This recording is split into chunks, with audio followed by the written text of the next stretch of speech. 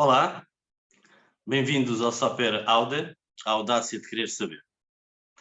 Eu sou o Vítor Pinto, sou formado em Antropologia e Medicina Chinesa e tenho o gosto de ter comigo o João Carlos Silva, professor de Filosofia e um amante do conhecimento, bem como a Ana Paula Guerreiro, que tem um trajeto feito na Psicologia e na Neurociência e que nos vai acompanhar também nestas jornadas que queremos que sejam bastante desafiantes, agradáveis e que nos permitam perspectivar muitos dos assuntos que nos confrontam na vivência e no dia-a-dia.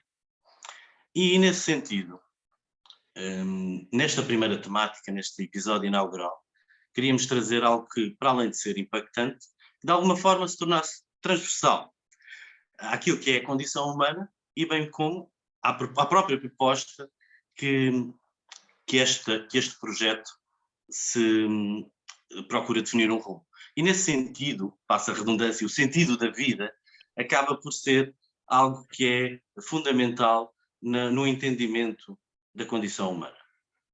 O sentido da vida é algo que nos marca na forma como nós procuramos compreender e entender o mundo, desde sempre, desde tempos imemoriais, que nós procuramos fazer pontes entre que permitam superar este abismo, esta noite negra do desconhecimento, esta profundidade que nos aterroriza, que temos pela frente o desconhecido, aquilo que não está definido, que não está organizado, que não encontra uma forma de nós o compreendermos de alguma forma.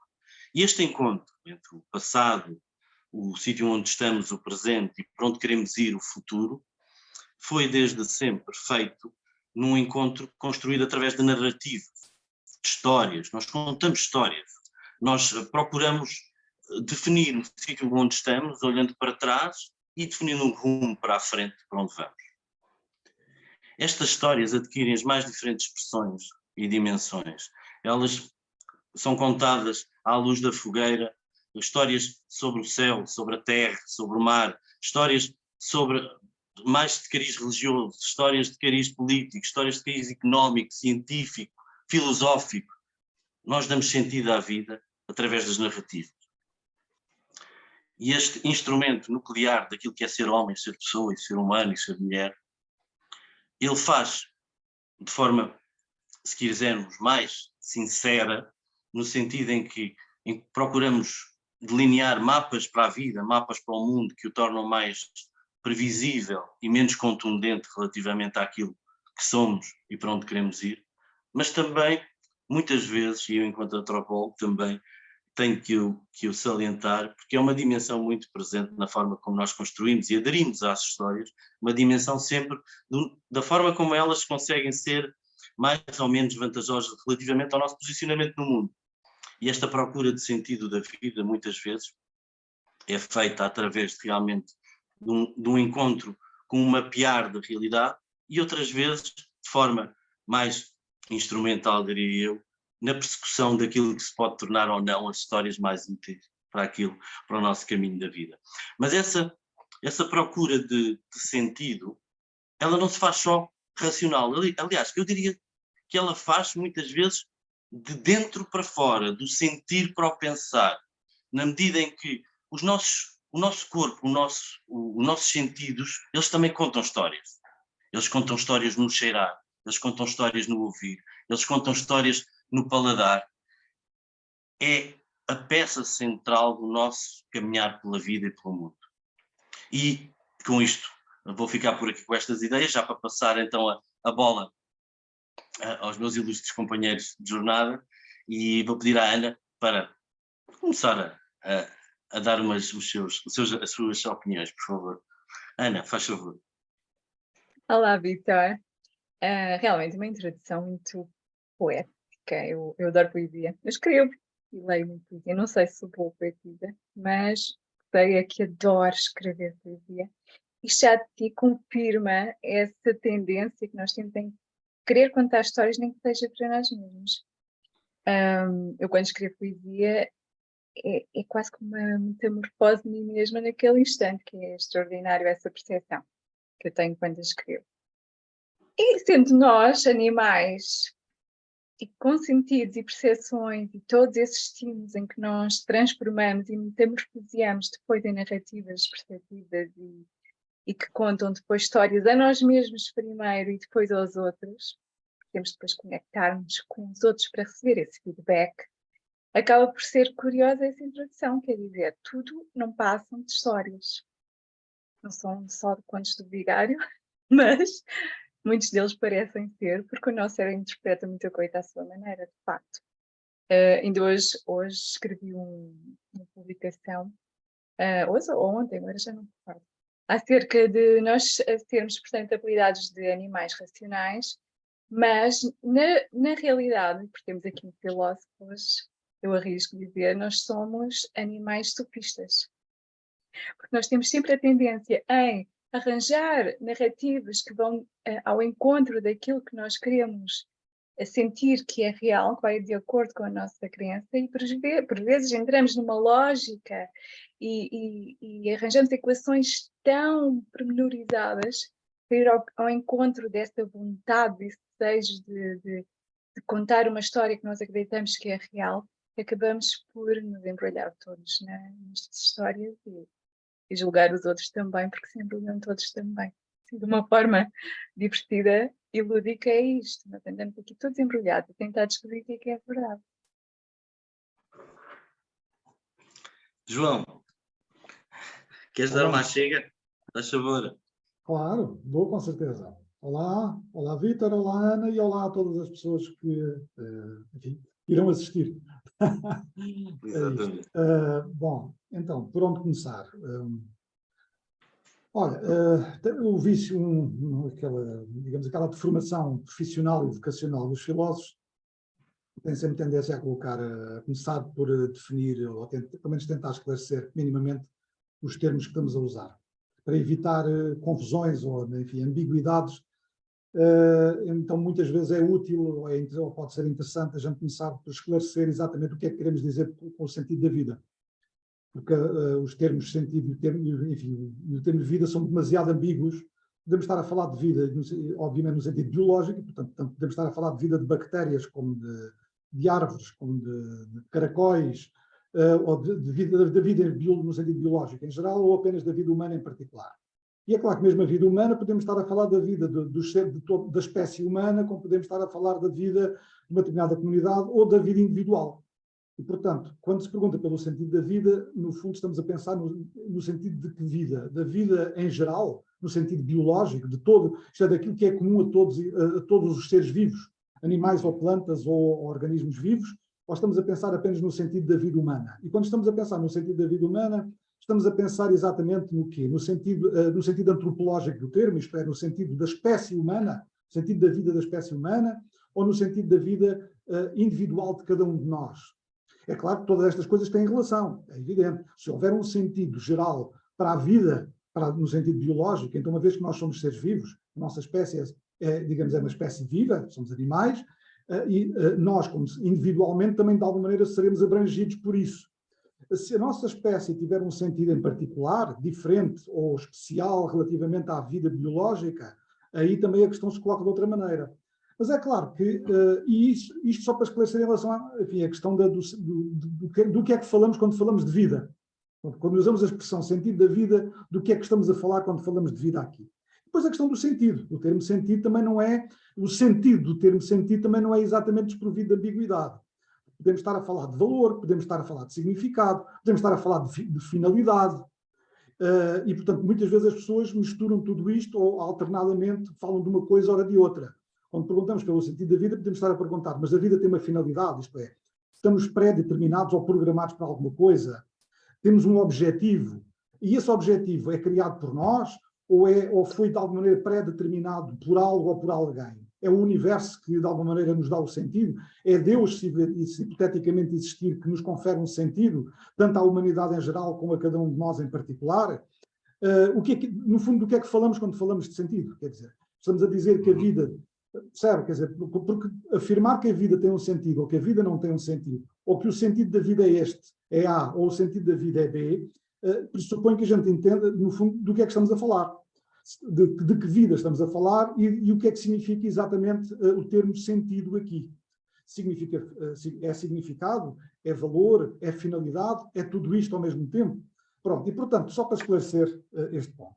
É claro, quando as pessoas normalmente pensam no sentido da vida, regra geral, estão a pensar, quer dizer, é claro que dependendo do contexto e do tipo de reflexão e de conversa, muitas vezes o termo de sentido é suficientemente ambíguo para incluir tudo isto e todas estas dimensões e todos estes níveis. E muitas vezes quando as pessoas dizem que vivemos num universo sem sentido ou desprovido de sentido, e que somos nós que damos sentido às coisas, ou que damos sentido ao universo, ou que damos sentido à vida, e tentam usar os termos com a maior abrangência possível. Mas é claro, quando cada um normalmente se preocupa, exceto os filósofos, mas quando as pessoas normalmente se preocupam com o sentido da vida, é claro que estão a pensar no sentido da vida a nível individual. Isto é, no fundo, saber se cada um de nós, se cada pessoa tem ou não tem um sentido para a sua vida. E, portanto, se a vida humana, em geral, mas neste sentido individual, tem ou não tem um sentido. E é claro que sentido nesta tripla acessão, de ter um significado, ter um valor e ter uma finalidade. Claro que, vamos lá ver, esta questão, como o Vítor disse muito bem na sua introdução, persegue-nos provavelmente desde que nos tornámos conscientes, desde que nos tornámos suficientemente inteligentes para não nos preocuparmos única e exclusivamente, enquanto espécie, quer dizer, para não nos preocuparmos única e exclusivamente com a pura sobrevivência animal. Daí que uma das características da nossa espécie, quer a gente se chama, e nós, evidentemente, fomos nós que inventámos estas designações, orgulhosamente, vaidosamente, e inventámos estas autodefinições do homem, ser o homem como um ser humano, ser um animal racional. Mas é verdade que somos, quer dizer, e realmente racional em que sentido? No sentido em que somos capazes de pensar em termos abstratos, no sentido em que somos capazes de distinguir o verdadeiro do falso, no sentido em que digamos, em que o nosso pensamento não é apenas utilitário ou não visa apenas a sobrevivência física, em que somos capazes de usar conceitos como vida, sentido, morte, Deus, quer dizer, universo, quer dizer, e pensar nestas coisas e somos capazes de colocar estas questões. Quer dizer, nós não conhecemos, pelo menos aqui ao nível do nosso planeta, não conhecemos nenhuma outra espécie, por muito inteligente que seja, e sabemos que há outras espécies que são sencientes, que são sensíveis, que são conscientes, que são muito inteligentes, os cães, os gatos, os golfinhos, os gorilas, quer dizer, os chimpanzés, há N outras espécies que são inteligentes e que são conscientes e que são sensíveis, mas nós não conhecemos aqui, pelo menos no nosso planeta, não sabemos se é mais algum lado, alguma parte do universo, é possível, não sabemos, se alguma outra espécie é capaz de se colocar a si próprio estas questões. O que é que eu faço aqui? Quem sou eu? De onde é que venho? Para onde vou? Quer dizer, o que é tudo isto? Porquê é que tudo isto existe? E repare, estas questões que, no fundo, os seres humanos, pelo menos desde que são humanos, tentam dar resposta de muitas formas, como o Vítor bem disse. Através de narrativas míticas, mágicas, religiosas, filosóficas, científicas. Portanto, muito antes de haver ciência, a gente sabe que havia filosofia. Muito antes de haver filosofia, a gente sabe que havia religião. E antes até das religiões organizadas, enfim, como existem hoje, já havia mitos e narrativas e histórias. Quer dizer, ou seja, os seres humanos, desde sempre, parece ser uma condição inerente, digamos assim, à nossa natureza, próprio da condição humana. Nós não conseguimos viver apenas nascendo, crescendo, digamos, satisfazendo as necessidades biológicas, reproduzimos e eventualmente morrendo. Precisamos dar um sentido a isto. Ou precisamos de encontrá-lo, ou descobri-lo, ou criá-lo, caso ele não exista. E por isso nós criámos mitos, criámos religiões, criámos magia, criámos filosofia, criámos ciência, criámos arte, criámos linguagem, quer dizer, e tudo isto, no fundo, criámos cultura, em suma. No fundo, a cultura funciona como uma espécie de extensão, digamos assim, simbólica. Criámos N formas simbólicas, religião, mito, até a tecnologia, tudo isto de alguma maneira para criar um mundo mais humano, para no fundo dar um sentido a tudo isto, ao que fazemos aqui. No fundo, tudo isso, direto ou indiretamente, tanto o mito como a religião, como a ciência, como a filosofia, são formas simbólicas, digamos assim, de nós darmos sentido a isto, à nossa própria existência, ao universo, à vida humana e a cada um de nós em particular. Por isso, depois tentámos encontrar explicações e respostas mais ou menos racionais, claro, muitas vezes derivadas apenas daquilo que começando primeiro por sentir, quer dizer, é porque muitas vezes nós nos sentimos angustiados, ou desamparados, ou com medo da morte, ou com medo que no fundo inventamos depois estas explicações. Claro que sim. E, portanto, muitas vezes a razão, para não dizer quase sempre, a razão é secundária, a razão vem depois, vem a posteriori. Antes da razão, seguramente, estão as emoções, estão os desejos, estão a nossa necessidade de consolo, a nossa necessidade de amparo, a nossa necessidade de segurança, de proteção, de ligação com os outros, com o mundo, com o universo, com os deuses, para, no fundo, sentirmos que não estamos aqui sozinhos, que não estamos aqui desamparados, quer dizer, que nada disto, quer dizer, que isto faz algum sentido, que isto tem alguma ordem, que vivemos num cosmos e não num caos, quer dizer. E que, de alguma maneira, somos capazes de perceber essa ordem e até eventualmente podermos interferir nela, seja rogando aos deuses, tentando comunicar com os deuses para nos serem favoráveis, para nos ajudarem, os deuses ou a Deus, seja por via mágica, tentando ter algum controle, sendo por via, por exemplo, da razão e da filosofia e da ciência e depois da tecnologia, tentando de alguma maneira tornar isto um bocadinho mais parecido connosco, quer dizer, mais à nossa medida, mais à nossa imagem e semelhança. Porque nós temos essa necessidade, quer dizer, parece que os seres humanos não conseguem viver sem sentido. O sentido que nós descobrimos, ou que vamos criando, ou que vamos tecendo, individual e coletivamente, pode muitas vezes ser delirante, pode muitas vezes ser meio louco, pode ser uma espécie de loucura partilhada, e muitas vezes é, provavelmente, digamos, de alucinação coletiva, quando nós inventamos seres e criaturas, quer dizer, que no fundo, e depois esquecemos que somos nós, ou recalcamos que fomos nós de alguma maneira que as inventámos e passamos a acreditar na sua objetividade, que eles são reais, esquecendo de alguma maneira que eles são frutos dos nossos sonhos a dormir e acordados, repare, é isso de alguma maneira que pode explicar os mitos, até certo, enfim, de alguma forma, mas quer dizer, a verdade é que nós somos animais simbólicos, se calhar mais do que animais racionais, somos animais simbólicos que precisamos de alguma maneira, de dar um sentido a isto. Se ele não está lá, a gente põe-no lá, seja qual for. E ele tem que estar de acordo com as nossas necessidades, com os nossos medos, com as nossas esperanças, com os nossos desejos, e, portanto, dar sentido ao mundo, dar sentido à vida, dar sentido ao universo, é uma forma de tornar o universo mais humano, menos estranho, menos misterioso, menos arrepiante, não é? Quer dizer, menos vertiginoso e menos aterrorizante, de alguma forma. Torná-lo mais a nossa casa, neste sentido. E pronto, acho que como introdução já chega, acho que já me alonguei. Já está ótimo e dá uma série de pistas para continuar. Da mesma forma que a Ana, também tenho aqui uma série de questões que eu acho que vai ser muito interessante a gente partilhar. Na realidade, eu partilho a maior parte dos vossos pontos de vista, até agora não discordei quase nada. O que é um elogio para mim, porque consigo-vos acompanhar, fico contente. Era só o verdade, em termos de especialização, vocês são muito bons nas vossas áreas, e a minha área é um bocadinho mais, em termos, é um bocadinho mais generalista, diria eu. Nesse sentido, portanto, a antropologia é essa, então, caramba, a sua especialidade é o homem, quer dizer, é a humanidade, e, portanto... Andamos todos à volta da mesma farinha, claro, do mesmo saco, não é? De maneiras diferentes. Claro, é evidente. Claro que sim. E tenho aqui uma ideia que surgiu logo quando a Ana estava a falar, e que eu acredito que ela partilha também, que é a questão de... É de facto transversal a presença e a nossa capacidade para identificar as propostas que fazemos para os mapas do mundo enquanto narrativas. É a maneira mais transversal de tentar compreender a forma como nós traçamos construções representativas do mundo.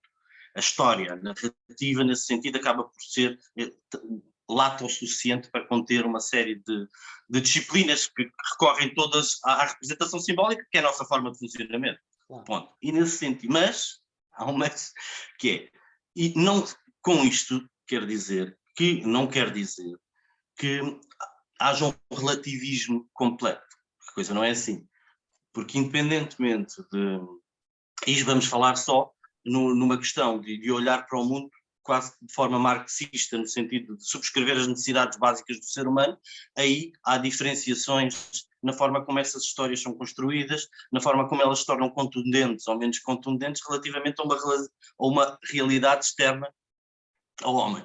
E E nesse sentido, independentemente de existirem diferentes perspectivas sobre o mesmo mundo, que de forma assim mais sintética dizemos objetivo fora de nós,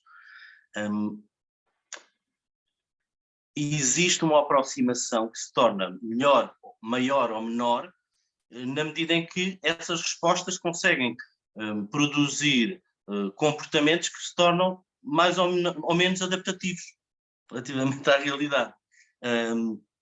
E esse, na realidade, isto estou a dizer isto porque também, porque há pouco, como falei na dimensão política relativamente à forma como as narrativas podem ser instrumentalizadas, também tenho que dizer que, para além dessa dimensão, existe uma dimensão operacional também, na forma como nós produzimos e utilizamos as histórias.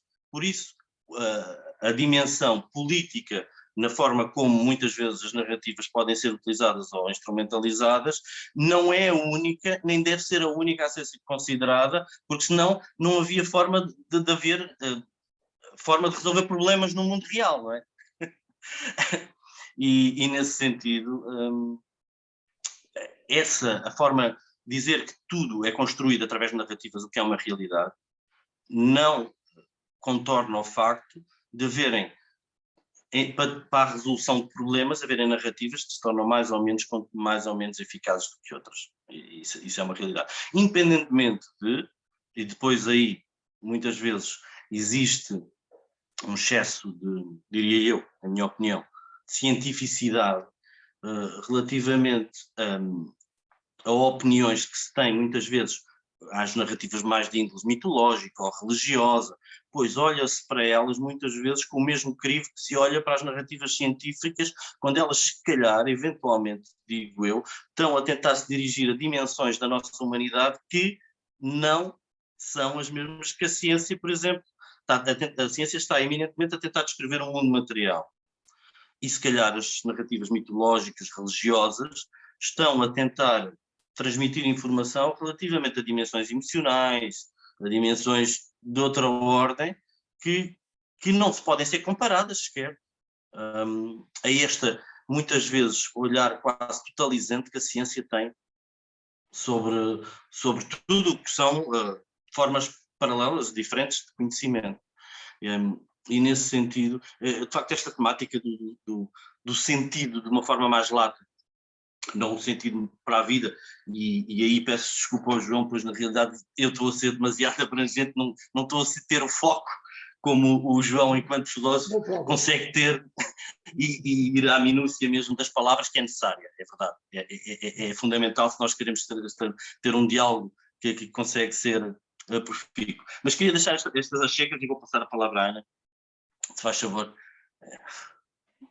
Isto realmente é muito curiosa, a necessidade de pragmatismo na vida diária. Ainda há dias eu comentava em uma publicação do João, ninguém passa pela cabeça atravessar uma ponte em que os engenheiros não digam realmente que é totalmente segura para ser atravessada, não é? Portanto, esta necessidade de certezas na vida diária é quase que inerentemente biológica e também social, e também essa alucinação controlada que o João falava, na questão é o Anil Seth, um filósofo, se não me engano, ou neurocientista computacional, assim é que é. Mas ele também filosofa, não é? Acerca dos pressupostos da mente, com esses estudos computacionais e neurocientíficos, acerca desta alucinação controlada. No fundo, há sempre uma necessidade de controlar esta realidade à nossa volta. Para quê? Vai tudo dar ao mesmo, não é? Para sobreviver.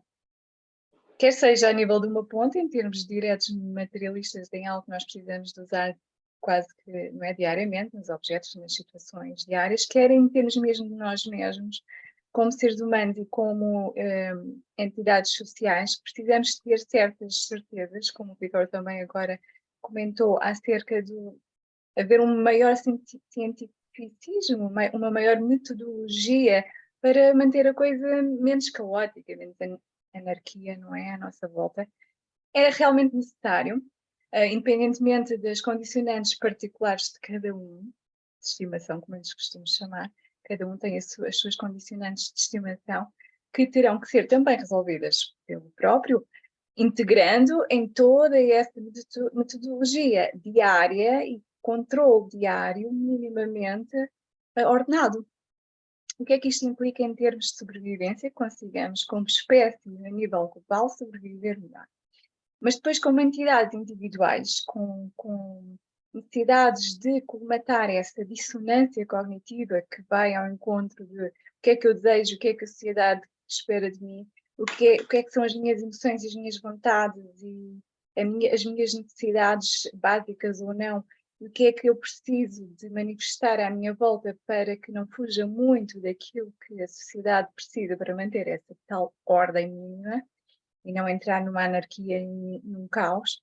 E aí é que depois eu entro, não é, com as questões mais pragmáticas a nível do que é que o cérebro quer, qual é a agenda secreta do nosso cérebro e como levá-lo a entrar mais na narrativa comum a todos para que não sejamos cada um por nós a tentar resolver estas dissonâncias todas interiores, estas necessidades díspares entre cada um de nós, todas diferentes, mas ao mesmo tempo que todas vão dar à mesma coisa, que é a necessidade de sobreviver, de controlar, de manter esse tal sentido, esse sentido que muitas vezes é mais pragmático a nível da sobrevivência de nós mesmos no dia-a-dia, na nossa vida inteira, mas também conseguimos ir a questões metafísicas, que no fundo também prendem com o facto de termos a necessidade de sobreviver, porque quando a maioria, muitos ultrapassam depois essa questão, mas quando nós entramos em questões metafísicas ou religiosas, no fundo, como o João muito bem dizia, era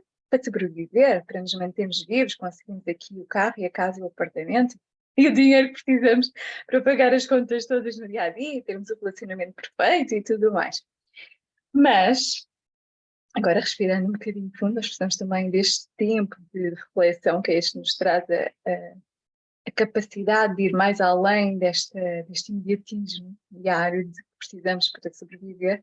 Mas quando pensamos num global, todos juntos, no mesmo barco, e precisamos de ir a essas questões realmente além do materialismo, do fisicalismo da ciência, aí, também com alguma metodologia, mas como eu costumo brincar, toda a ciência ainda está na caverna de Platão. Eu estou a arranjar muitos termos filosóficos, portanto, aqui.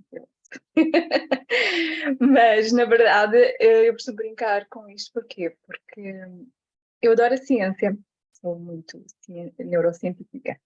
Mas eu já li a filosofia aos 13, 14 anos e outros temas, e religião, e até alquimia eu aprendia antes de toda a neurociência, portanto, não consegui transformar nada em ouro ainda, este claro parece um ouro, mas não é, ainda não tenho o toque de Midas, algum dia lá chegarei, quando chegar lá logo dou o bilhete, quando se chegar à fórmula secreta, mas a ideia de facto é nós conseguirmos fazer essa alquimia interna, cada um de nós, como indivíduos, conseguir alcançar não o sentido, aquilo que chamam, se calhar, propósito, que é o que é que eu vim cá fazer, quem sou eu, que é uma das questões mais importantes, mas o sentido que todos, no fundo, temos, que é viver uma vida boa, algo concreto, que seja realmente gratificante e enriquecedor e nos realize, em conjunto com os outros, porque não há um eu realizado se não tiverem conexão com os outros. Que também estejam realizados. Claro, exato, concordo. João, força. Posso entrar assim, sem mais? Muito bem. Pensei que me ias fazer alguma pergunta, mas não, eu já tenho coisas para dizer, sem problema nenhum. Eu estava à espera. Pois, claro. Então vamos lá ver. Nem sei por onde é que é de começar. Apetecia-me agora começar pela parte final da intervenção da Ana, mas eu antes tinha pensado começar de outra maneira. Bom, eu vou começar talvez pela maneira como tinha pensado primeiro e depois já chego onde a Ana tinha acabado agora. Então vamos lá introduzir aqui um bocadinho de ordem filosófica. Deixem-me fazer o meu papel, ok? Já que é essa a minha função, é esse o meu trabalho, é essa a minha vocação, é essa a minha formação e, portanto, e a minha deformação também, deixem-me lá fazer o papel de filósofo.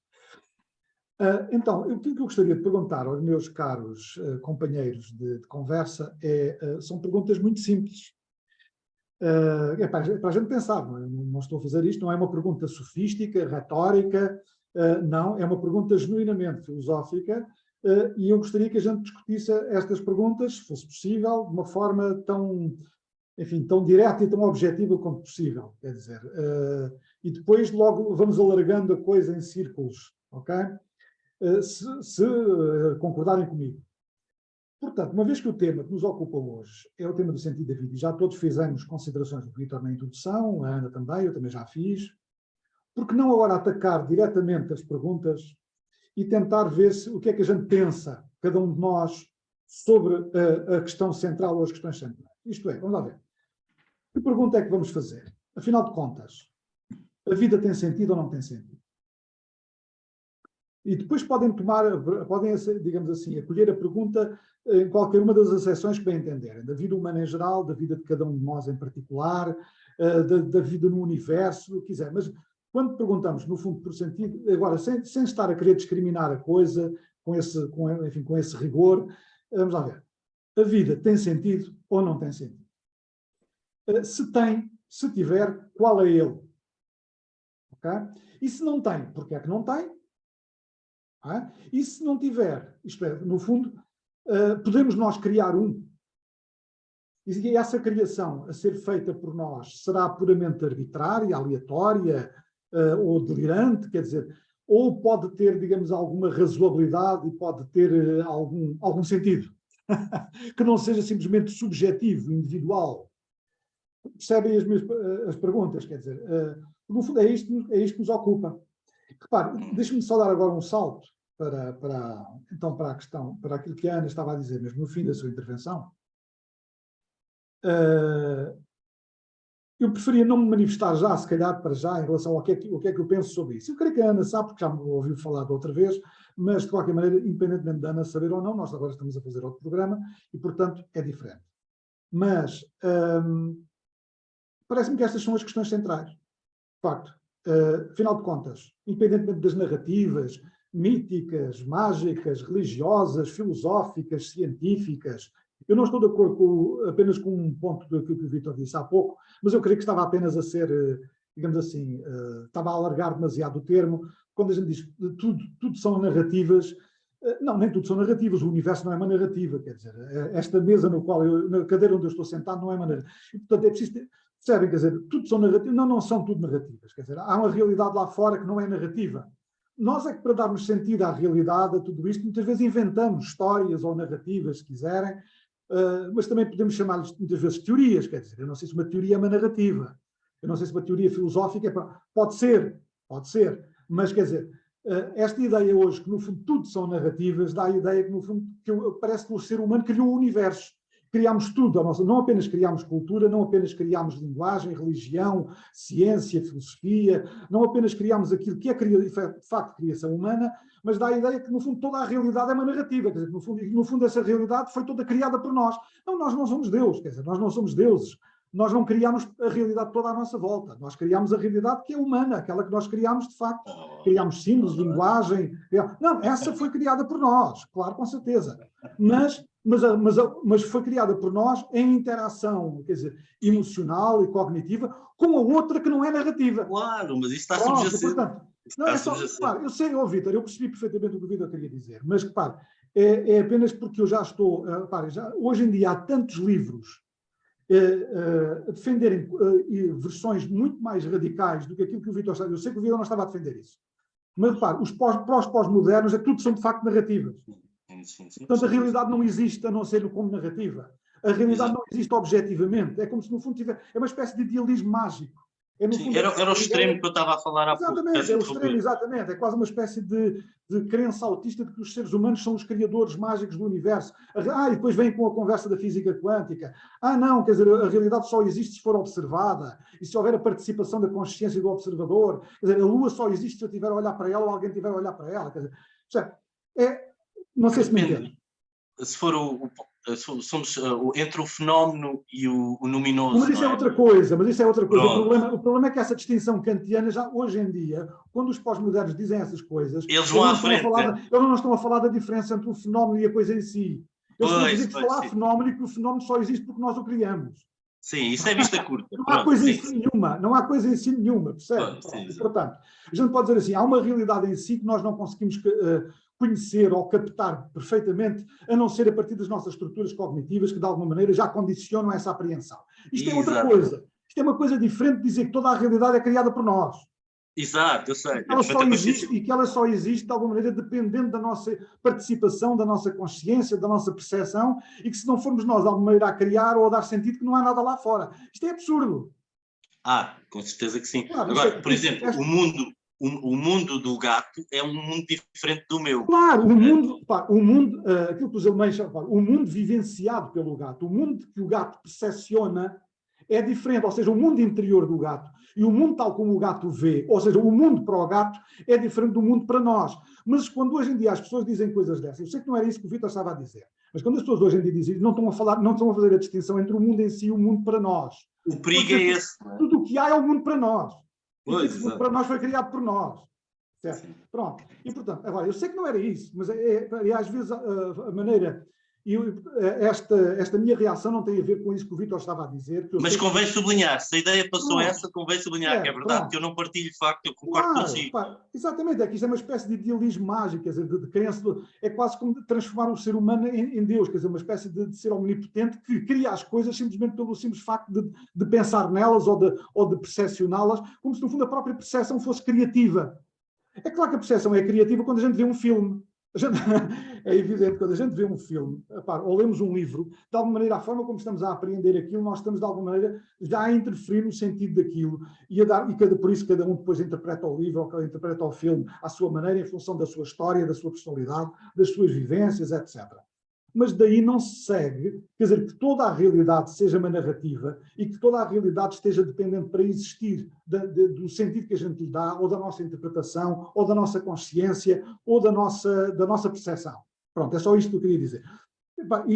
Agora, isto evidentemente eu suponho que, quer dizer, é difícil não concordar com isto quando a gente põe a coisa de maneira mais ou menos rigorosa.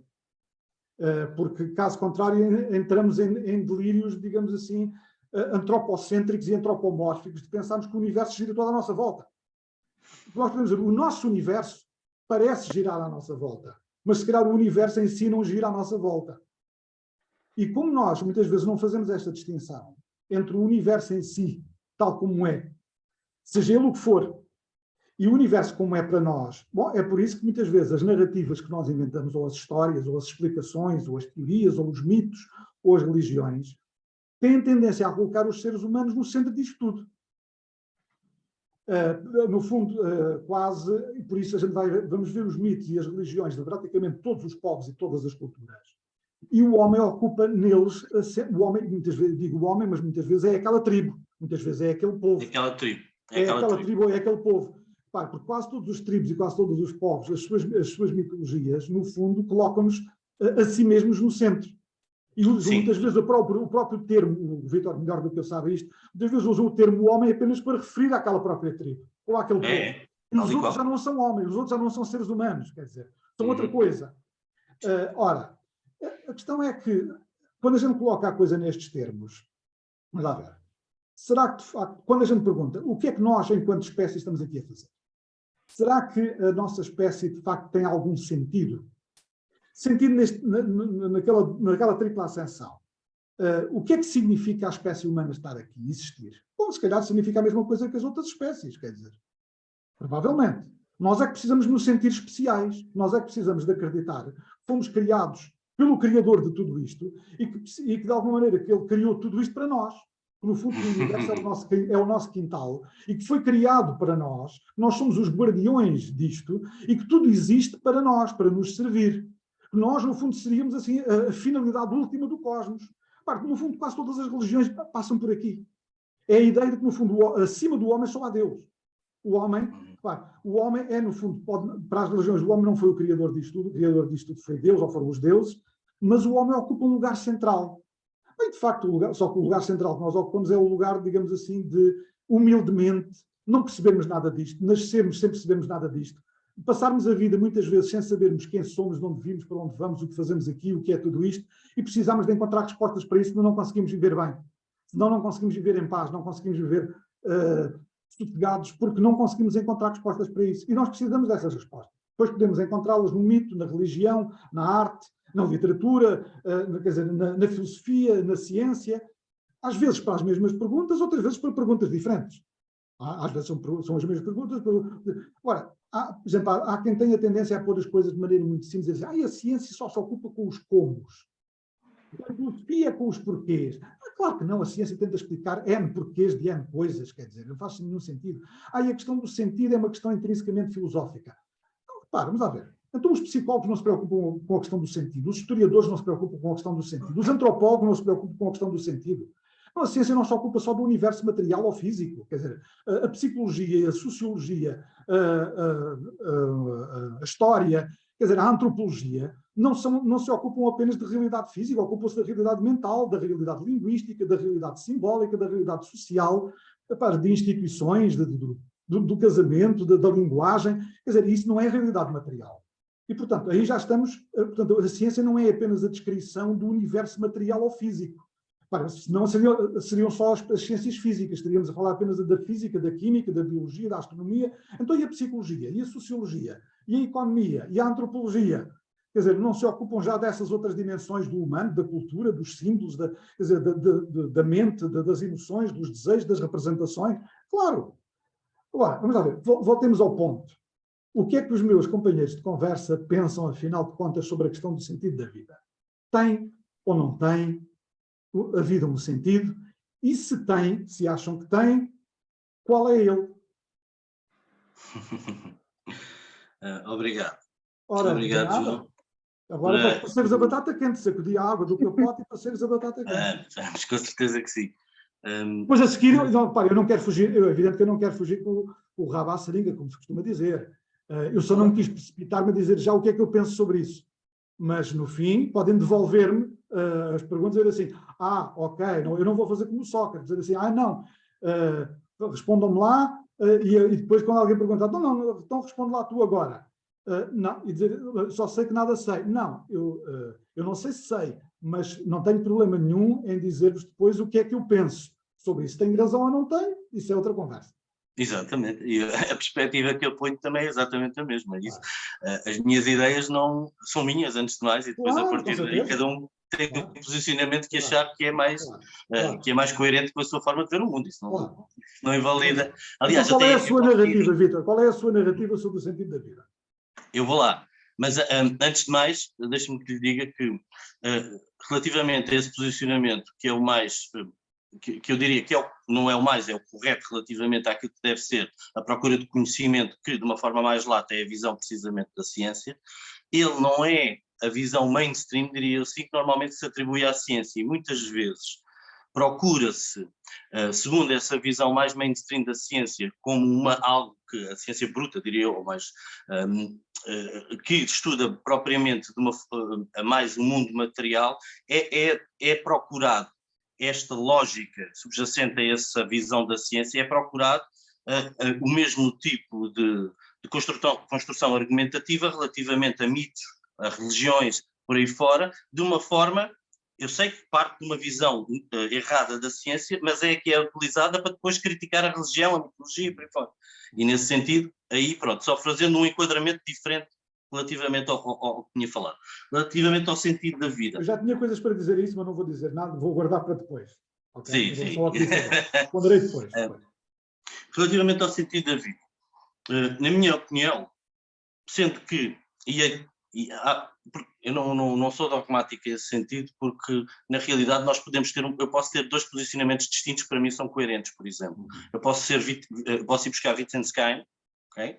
E dizer que ir à procura do sentido da vida é desconstruir precisamente o sentido da vida, porque basicamente todas as categorias que nós pomos para conseguir padronizar aquilo que é o mundo acabam por limitá-lo e não nos deixar ver exatamente como é, e aí ia buscar um bocadinho de taoísmo também, pois na realidade a desconstrução da linguagem é, é um dos argumentos subjacentes a muita da teoria do taoísta que está, e eu concordo com eles. E nesse sentido, o sentido da vida seria perder o sentido da vida. Outro posicionamento, e de uma forma mais, se calhar uma análise mais profunda, ia bater no mesmo sítio, mas é outra coisa. E vou à filosofia também, vou a Nietzsche. E vou à filosofia estética do Nietzsche. Pois, na realidade, o Nietzsche, quando nos propõe o abraçar da tragédia da vida, ele faz-o através da arte, na dimensão salvífica da arte, queres dizer.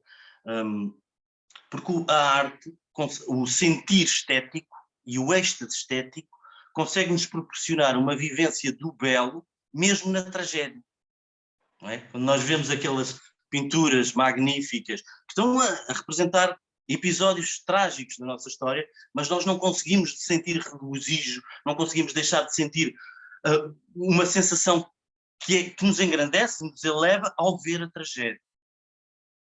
E nesse sentido, há algo maravilhoso no Nietzsche, porque ele inverte aquilo que o Platão fez, não é? E o Sócrates, no sentido de que na realidade a filosofia, a religião do Ocidente é o adiar da recompensa.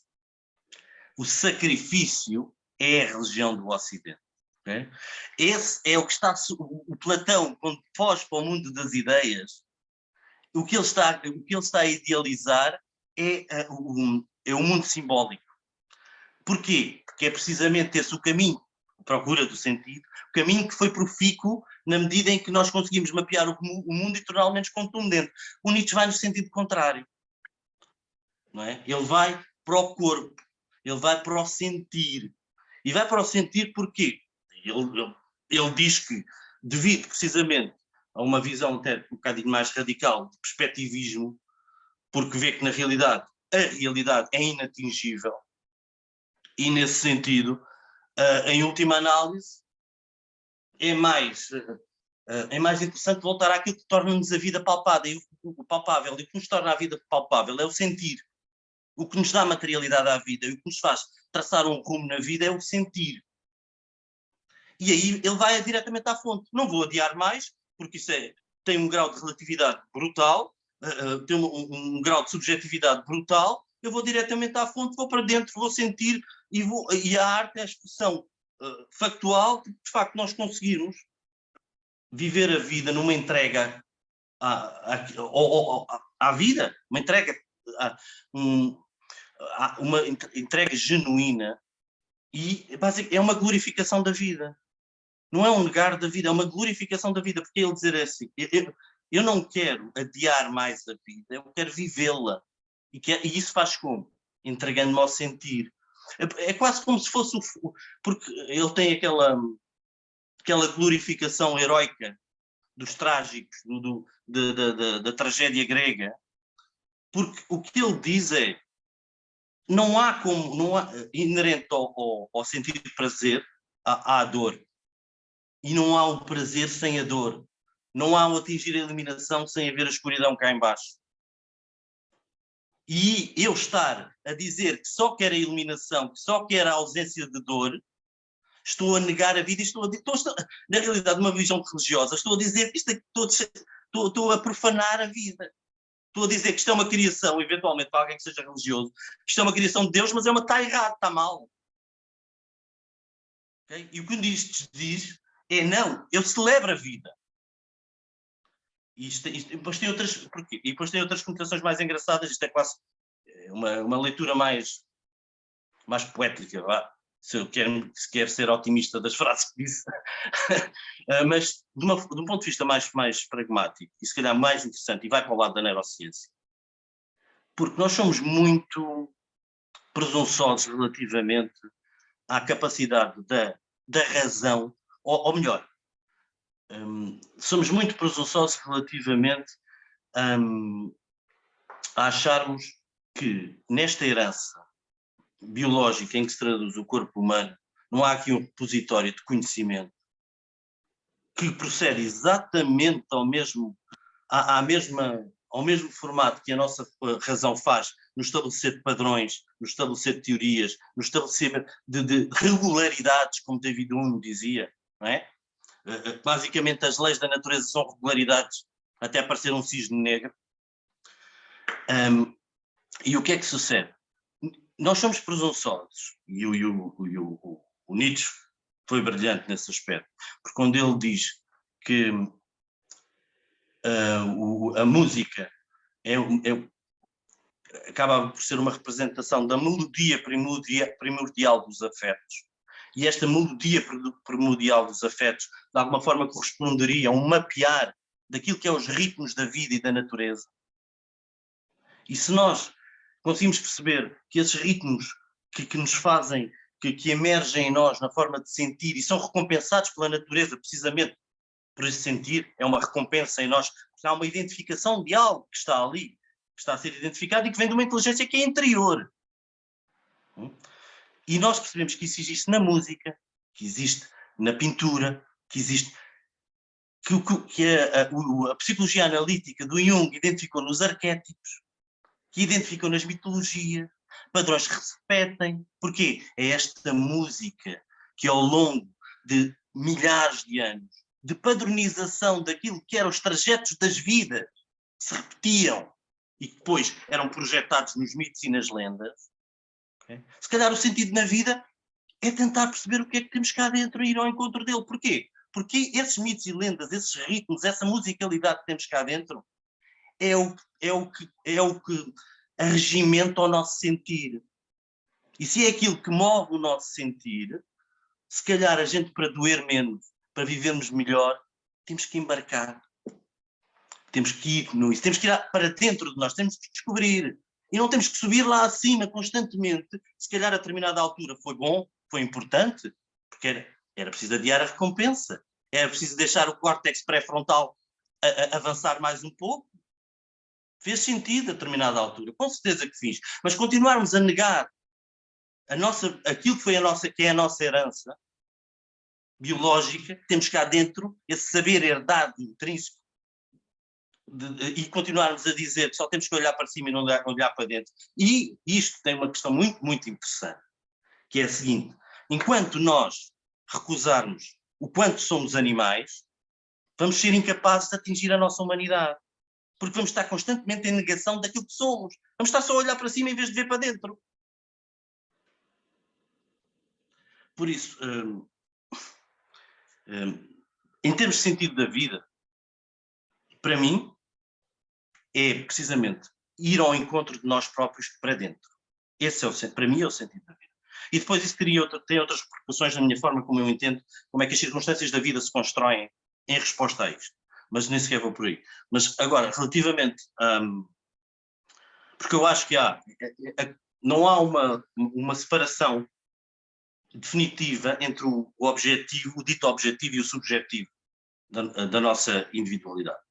Mas, de qualquer das formas, em termos só individuais, eu diria que o sentido da vida encontra-se olhando para dentro e indo à procura daquilo que transforma o homem, a sua vida, numa obra de arte. E aí sou muito nietzscheano mesmo. Porque é expressar, pôr cá fora, aquilo que é a nossa essência, que se traduz precisamente nesses padrões, nesses ritmos que cada um de nós tem conjugações diferentes, conforme a sua herança familiar, a sua vivência individual, transformar a nossa vida numa obra de arte, diria eu. E isso vai beber, enquadra perfeitamente na questão do taoísta, do Wei, da ação pela não ação e por aí fora. Mas isso já era outra conversa. Mas antes de mais, sentido da vida, virar-se para dentro. Procurar-se encontrar dentro de nós próprios. Diria assim de forma muito genérica. E, desculpa lá a emocionalidade, mas é algo que é um tema muito... que mexe comigo, mexe com todos nós, o meu, e como tem o trajeto de vida de todos nós é incontornável, individual, acaba por regimentar as emoções quando estou a falar disto. Peço desculpa por isso. Foi bom vê-lo emocionado, Vitor. Espero que lá em casa também haja, vamos ver. Ana. Isto, na verdade, já não lembro quem é que falou neste conto. É um conto oriental em que fala na questão da pirâmide. Cada um vai por uma face da pirâmide tentar chegar a um vértice da pirâmide. Nós andamos todos a tentar subir, cada um a sua face da pirâmide. Às vezes com polarizações e de encontros, cada um com a sua verdade, com a sua razão, mas todos queremos realmente chegar a um sentido, a uma confirmação qualquer, que é o vértice dessa pirâmide, que é o culminar, não é, de toda essa corrida que às vezes é muito cansativa. E agora eu puxo mais atrás a minha sardinha, em termos neurocientíficos. Todas estas questões são maravilhosas, todas estas questões faladas, não é? Como costuma dizer, falar é fácil. Para o cérebro, falar é fácil e até ouvir emociona, que liberta a dopamina, que é o neurotransmissor da motivação, para continuar precisamente a lutar por esse sentido de vida, essa realização. Mas depois o que é certo é que o cérebro está mais calibrado, este programa cerebral evolutivo está mais calibrado para a procura do prazer e não para odiar a recompensa. E aqui entra a minha questão do sentido da vida, que é, se for em termos individuais, para mim, o sentido da vida, desde muito cedo, sempre foi a procura da verdade.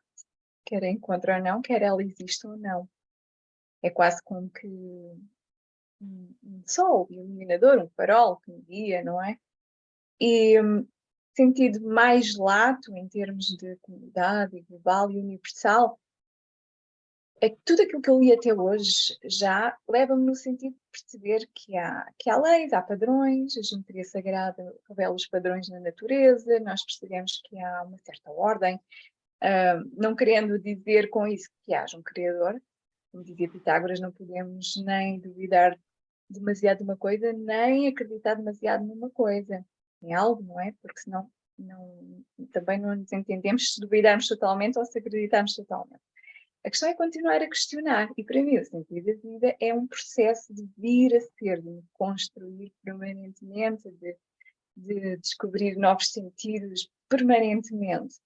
Desde que eu me conheço, eu lembro-me de ter medida e começar a escrever e dizer à minha mãe, vou ser escritora. Esse primeiro sentido da vida naquele instante, que eu achava que escrevia muito bem, já aos 12, 13 anos. E a minha mãe, muito querida, claro que colaborava com tudo isto, tentava-me puxar um bocadinho para a terra e dizer, oh filha, mas lembras-te que há muitos escritores muito bons pelo planeta inteiro, pelo planeta fora. Eu, claro, claro. Mas eu adorava escrever e para mim aquilo fazia muito sentido, eu expor todo o meu interior cá para fora. Nós todos queremos pôr o nosso mundo cá para fora também, de certa forma, uns de uma forma ou de outra, para mostrar também qual é o nosso sentido que nós vemos, interpretamos e visualizamos. Mas o cérebro tem essa condicionante, que é a procura do prazer imediato constante, porque para o cérebro significa sobrevivência, e o maior sentido de todos, imediato, que se põe a cada ser humano, animais e seres humanos, tenhamos racionalidade ou não, é a sobrevivência. Portanto, essa sobrevivência, para mim, tem várias camadas. O sentido que damos à sobrevivência imediata, ao prazer imediato, e a maioria das pessoas vive nessa questão, mesmo que um milionário tenha muito dinheiro, ele está em modo de sobrevivência, se não for a questões metafísicas que eu acho que são também sobrevivência noutros níveis de entendimento. Mas estamos todos em modo de sobrevivência a tentar sobreviver neste planeta. O que é que eu descobri ultimamente? Aqui é que entra realmente uma questão muito interessante para mim e que me deixa com muita dopamina.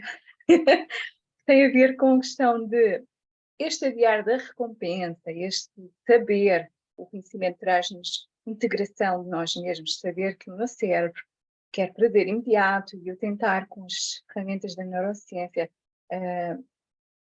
desmotivá-lo disso, não é? E tentar ir escrever o livro que eu estou a terminar de escrever e motivar-me para fazer esforço. Para ser todos os santos ajudam, para seguir precisaremos sempre desse esforço.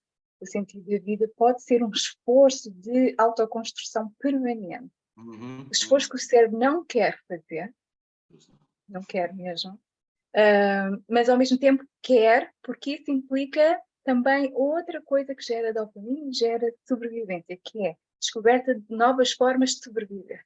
Curiosidade. Eu sou curiosa compulsiva. Isto também significa sobrevivência a outro nível. São várias camadas de sobrevivência e de sentido. O que quer dizer que quando nós somos curiosos para continuar a construir esse sentido, ou construir, ou a procura, os dois ao mesmo tempo, porque nada é preto ou branco, acho que estamos em vários tons de sentido. Nós procuramos e construímos esse sentido ao mesmo tempo, na ideia de continuar à procura de uma melhor forma de perceber um sentido individual e também comum a todos nós, e possamos chegar a esse vértice, provavelmente esse vértice da pirâmide, com uma ideia fantástica acerca do que é a vida, do que é o ser humano, do que é o universo, não sendo antropomórficos, não é? Não tendo essa questão só, nós somos os especiais deste universo, mas, de certa forma, que tínhamos essa condição muito interessante de querer ir além da sobrevivência básica. E para isso é preciso saber como é que o cérebro funciona, de certa forma. Para alguns não, alguns já tiveram a sorte de mexer assim. Eu sinto que sobretudo no facto de ser uma curiosa compulsiva. Mas há pessoas que querem só manter-se no básico da vida e tudo bem. Tudo bem. Não há mal nenhum nisso. Obviamente tudo tem as suas consequências, mas não há mal nenhum nisso. Agora, quem quiser sair desse patamar, dessa linha que divide entre a sobrevivência e o prazer imediato e ir para outras questões do sentido da vida e dos universais, terá realmente fazer um esforço. E o cérebro não quer deixar, portanto, facilita saber estas questões de como deixar o cérebro ir para o mar da dúvida, dos questionamentos constantes, sem que ele se sinta a ficar sem pé. Portanto, de certa forma, ajuda para quem quiser. Já estou aqui a puxar mesmo a brasa à minha sardinha, eu costumo fazer isso nas minhas sessões, ajudar as pessoas a sair do seu da sua mente autorreferente, de ficar presos só na sua bolha, dos vieses, no viés do ponto cego, que acham sempre que eu sou mais perfeito que os outros, têm menos vieses que os outros é que são realmente os que mentem mais, os que fazem tudo pior do que eu, não é? Portanto, sair de toda esta bolha e entrarmos noutro universo em que todos juntos vamos entrar num diálogo com sentido, com metodologias, com ou não. Cada um traz a sua parte do Lego e vamos construir algo interessante. Obrigado, Ana. Gostei bastante. Eu peguei um bocadinho do que todos disseram e tentei trazer a perspectiva da neurociência. A tua perspectiva relativamente à neurociência. No fundo é o que nos dificulta. Não sei, estás-me a ouvir? Eu estou. Parecia, a Ana parecia que tinha ficado. Não, mas já. Não. Já ouvirmos e a vermos, creio. Sim, João, força. Queres. Sim, claro, agora, olha, deixa lá ver. Vou dizer qualquer coisa, vou ver. E vou-te convidar a fazeres. Eu a seguir vamos fechar, porque em termos de duração já. Está bem. Está bem. Tá. Bom, então deixa-me lá juntar mais uma peça ao Lego desta construção comunitária, neste caso triádica, de sentido que estamos aqui a tentar fazer os três. Bom, olha, deixa-me juntar um bocadinho uma pitada de um e de outro e depois dar a minha própria achega. A Ana, há pouco, na intervenção anterior, terminou de uma maneira que me pareceu, pelo menos a mim pessoalmente, interessante. E o Vítor também me disse uma série de coisas que me pareceram interessantes e fundamentais, com as quais muitas delas eu estou de acordo. Deixa-me ver como é que eu consigo cozer estas duas coisas, dizendo ao mesmo tempo aquilo que queria dizer. Se eu bem percebi a intervenção do Vítor, para o Vítor a vida de alguma maneira faz ou pode fazer sentido, de alguma maneira nós nos virarmos para dentro e de alguma maneira nos conhecemos a nós próprios, seguindo o velho lema socrático ou délfico, de alguma maneira, como se, no fundo, a vida, o sentido da nossa vida depende do nosso autoconhecimento. Deveremos, de alguma maneira, virar-nos para dentro e conhecermos a nós próprios e encontrar dentro de nós, olha, não sei se vocês conhecem, já agora só uma parte, a propósito disto, não sei se conhecem, o lema completo, quer dizer, essa citação completa, que é atribuída a Sócrates, conhece-te a ti mesmo. Na verdade, não foi ele que o disse, ele apenas subscreveu uma citação que estava inscrita no oráculo de Delfos. A Lá está, a citação completa, conhecem? A citação Sim. completa, o que diz é: conhece a ti mesmo e conhecerás o universo e os deuses.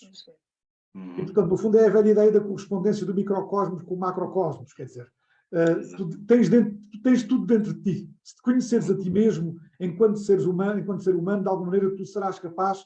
É a velha história da ressonância de que o Vítor há pouco estava a falar, quer dizer, e dos padrões, etc.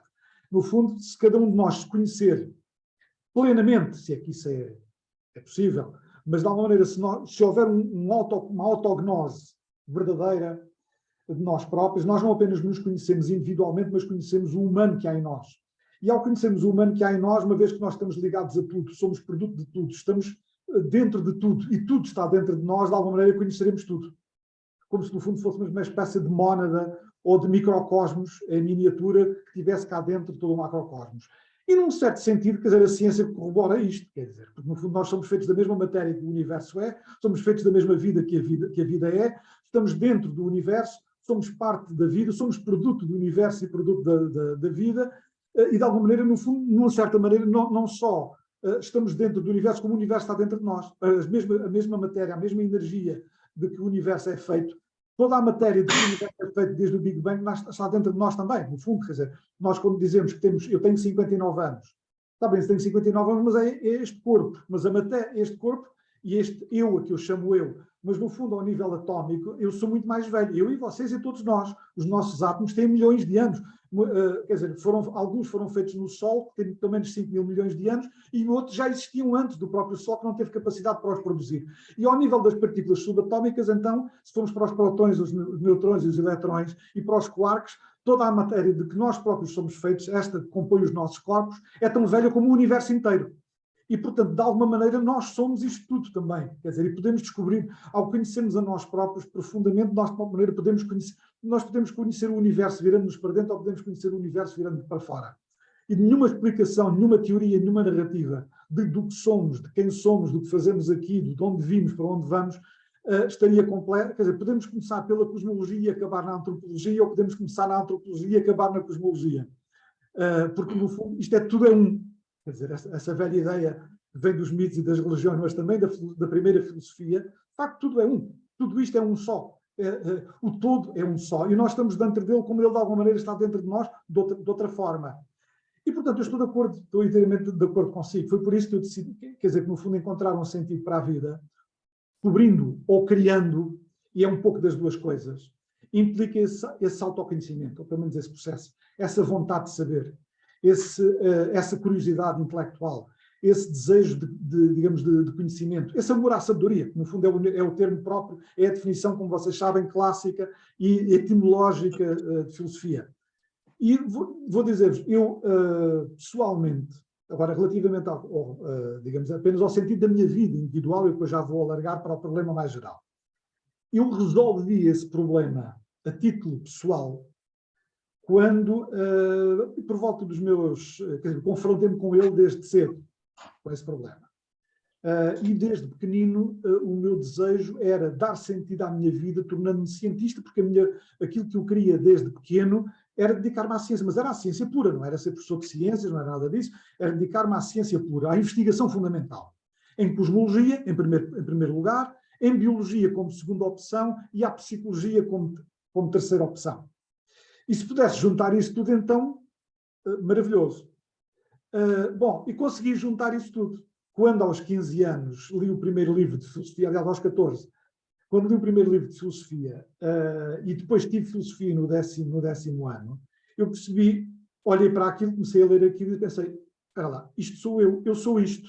Tu és isso, a velha expressão, eu sou isto.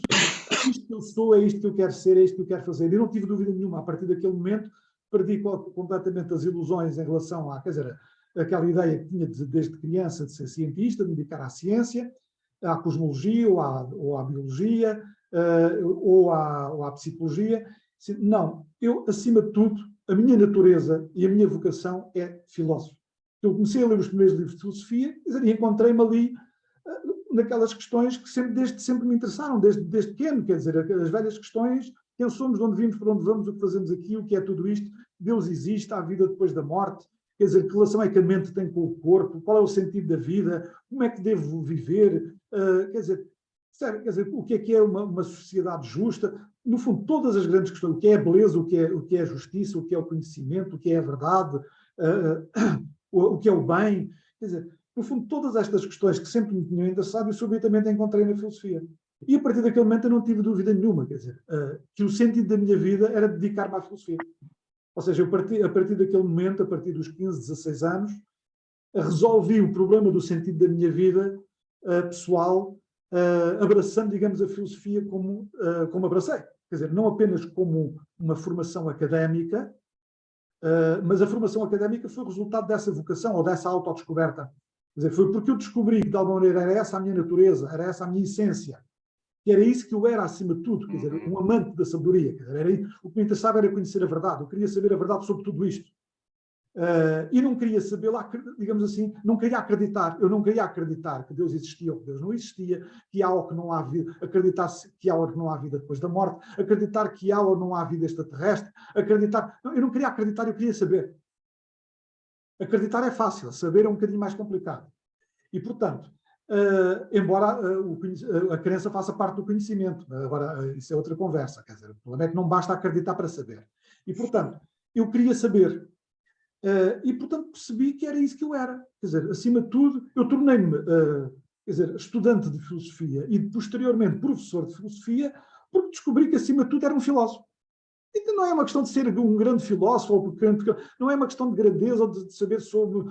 Não, era isso que é a minha natureza, quer dizer, uma pessoa diz que é psicólogo ou que é físico, também não tem que ser o Einstein, quer dizer, mas não é, ou um Freud, quer dizer, ou um Jung, mas é essa a minha natureza, quer dizer, era essa a minha vocação, era essa a minha natureza, e portanto eu não tive nenhuma dúvida a partir do momento em que eu percebi o que era e quem era, e o que é que estava aqui, o que é que eu queria fazer da minha vida, e que sentido é que eu queria dar à minha vida, já não tive dúvida nenhuma, não hesitei minimamente. E quando tive que escolher, digamos assim, a faculdade ou o curso para o qual queria, eu já não tive dúvida nenhuma, quer dizer, eu escolhi Filosofia, Faculdade de Letras, Filosofia, isto em 1981, foi quando entrei. Filosofia, Faculdade de Letras, Filosofia, Universidade Nova, Filosofia Porto, aliás, Filosofia Coimbra, Filosofia Porto, ou seja, Filosofia. Porque já não tive absolutamente dúvida nenhuma sobre isso. E, portanto, aliás, e nas férias, já agora, só para dar mais um testemunho pessoal, para vocês verem como esta questão do sentido da vida me é cara e me acompanha desde há muitos anos, eu lembro-me, e ainda guardo isso para mim é uma espécie de relíquia pessoal que tenho comigo, eu nas férias, entre o 12º ano e a faculdade, escrevi o meu primeiro texto filosófico digno desse nome, digamos assim, datilografado, já não foi escrito à mão, foi escrito à máquina, com aquelas velhas maquininhas de escrever, que tem 8 páginas datilografadas, a que chamei o meu projeto global de vida. E o meu projeto global de vida era tornar-me filósofo. Era dedicar-me, não vou agora fazer-vos aqui um resumo, era dedicar-me à filosofia precisamente para tentar enfrentar e tentar responder, resolver, é claro, enfim, responder, pelo menos dar a minha resposta, às grandes questões filosóficas, às principais. Algumas das quais falamos aqui, inclusive a questão do sentido da vida, quer dizer, da existência de Deus, do conhecimento, da verdade, da beleza, do bem, da vida boa, quer dizer, disto tudo. E, portanto, a partir desse momento eu tive o problema do sentido da minha vida pessoal resolvido, de alguma forma. Criando esse projeto. Estou que até agora, felizmente, tenho podido prosseguir. Tenho tido essa possibilidade, essa sorte, e, portanto, eu só, no fundo... Claro que eu tornei-me estudante de filosofia e professor de filosofia em função disso e por causa disso, por causa dessa natureza ou dessa vocação que foi reconhecida, que foi conhecida e que foi assumida. Mas, de alguma maneira, eu poderia não ser professor de filosofia. Quer dizer, portanto, no fundo, eu não sou essencialmente um professor de filosofia. Embora goste de ensinar, já sou professor de filosofia há 33 anos, gosto muito de ensinar, porque gosto de partilhar isto e gosto de partilhar este meu interesse com outras pessoas que se interessam pelas mesmas coisas, que gostem também de descobrir a verdade, de saber a verdade, de refletir sobre estas questões. Isso para mim é um prazer, evidentemente, que me satisfaz, que me realiza. Mas eu mesmo que não ensinasse filosofia, eu realizava-me como filósofo, mesmo que fosse só a pensar e a escrever. Independentemente de... Embora eu próprio tenha aprendido muito pessoalmente e seja uma pessoa diferente e até um filósofo diferente em função daquilo que aprendi com 33 anos de ensino. Os alunos também me ensinaram muito, não eventualmente da mesma maneira que eu os ensinei a eles, mas ensinaram muito de outra maneira, quer dizer, de outras maneiras. E, portanto, aprendi muito com estes anos todos e provavelmente parte dos livros que eu escrevi, já foram 6 livros e estou a preparar um outro, neste caso só sobre um livro específico sobre filosofia da religião, é só uma curiosidade, está a ser trabalhado neste momento, em breve estará pronto, é um livro de ensaios só sobre filosofia da religião, coisa que eu ainda não fiz até agora, porque eu escrevi sempre ou livros de aforismos ou livros de ensaios sobre tudo e mais alguma coisa, mas não especificamente sobre um tema ou uma área específica da filosofia. E desta vez decidi dedicar-me só a essa questão. E portanto, tenho podido realizar esse projeto. Felizmente, ora bem, então, como é que eu vejo o problema do sentido da vida? Neste caso, não apenas do meu sentido da minha vida, mas da vida humana em geral. Bom, eu estou de acordo com o Vítor, com aquilo que o Vítor disse. Eu acho que realmente é fundamental que os seres humanos, para se darem algum sentido à vida, comecem por se conhecer a si próprios. E que tenham, e que saibam muito bem o que é que querem, o que é que fazem aqui, quer dizer, que de alguma maneira sejam capazes de encontrar dentro de si essa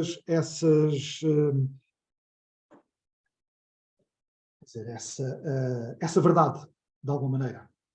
Não apenas acerca de si próprios individualmente, mas da verdade humana, daquilo que somos, do que fazemos aqui, quer dizer, da nossa condição humana, da nossa natureza. E se conhecermos isso, sabemos que temos capacidade para ir um bocadinho mais longe do que a maioria dos animais, apesar de nós também sermos animais, irmos um bocadinho mais longe do que a maioria dos animais e não estarmos apenas em modo de sobrevivência básica, como dizia a Ana. Nós temos a capacidade para colocarmos determinadas questões e procurarmos responder-lhes a essas questões de uma forma um bocadinho mais elevada ou mais exigente e mais, num certo sentido, superior à de um cão, por exemplo. Quer dizer, o cão é feliz de se fazer algumas necessidades que também passam pelo afeto, pela companhia, pela segurança, isso tudo. Mas um cão, eu suponho que um cão, por muito que eu adoro o cão da minha namorada, que aliás estava há bocadinho ali a farejar à porta, ansioso para vir para o pé de mim, ainda bem que vocês não ouviram.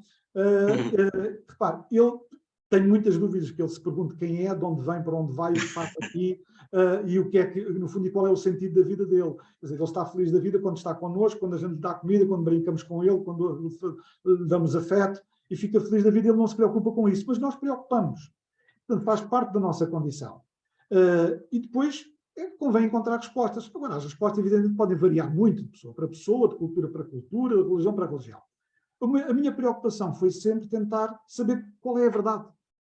Isto é, eu não quero saber se a religião A diz que há Deus, ou a religião B diz que não há Deus, a religião C diz que Deus não interessa, a religião C diz que há N Deus. Eu quero saber qual é a verdade. E quero saber a verdade em relação à questão da vida depois da morte, quero saber a verdade em relação ao problema do sentido da vida. Tem, não tem, há, não há, se há, qual é. E se é descoberto por nós ou é criado por nós. Quer dizer, essas são as questões que me interessam, muitas outras, mas são as questões que me interessam. E eu penso que tanto o Vítor como a Ana têm toda a razão, não vejo nenhuma incompatibilidade, nem nenhuma contradição naquilo que ambos disseram, nem eu estou em desacordo com nada daquilo que disseram, e penso que, de alguma maneira, a chega que a Ana deu, não na última intervenção, mas na anterior, eu estou inteiramente de acordo com ela. Repare, no fundo, a vida humana, a vida dos seres humanos, faz sentido, ou faz mais ou menos sentido, quando, no fundo, nós vivemos uma vida boa. E o que é viver a vida boa? Não é? Repare, o problema é, está bem, mas o que é isso da vida boa? Bom, a vida boa é a vida que nos ajuda, de alguma forma, a realizarmos como seres humanos e a pessoa que somos. Não apenas a pessoa que somos, mas a nossa humanidade comum. E pronto, procurar, neste caso, a vida boa é procurar a forma de vida que, de alguma maneira, mais se adequa tanto para nós, em termos individuais, como a nós enquanto membros da espécie humana. Aquilo que, de alguma maneira, nos diferencia dos outros animais, aquilo que nos distingue. E, ao mesmo tempo, aquilo que nos identifica como a pessoa que somos. Portanto, no fundo, é aquela forma de vida que, de alguma maneira, nos ajuda a florescer, que nos ajuda a desenvolver as nossas potencialidades, que nos ajuda a realizar aquilo que nós inerentemente somos, essencialmente somos.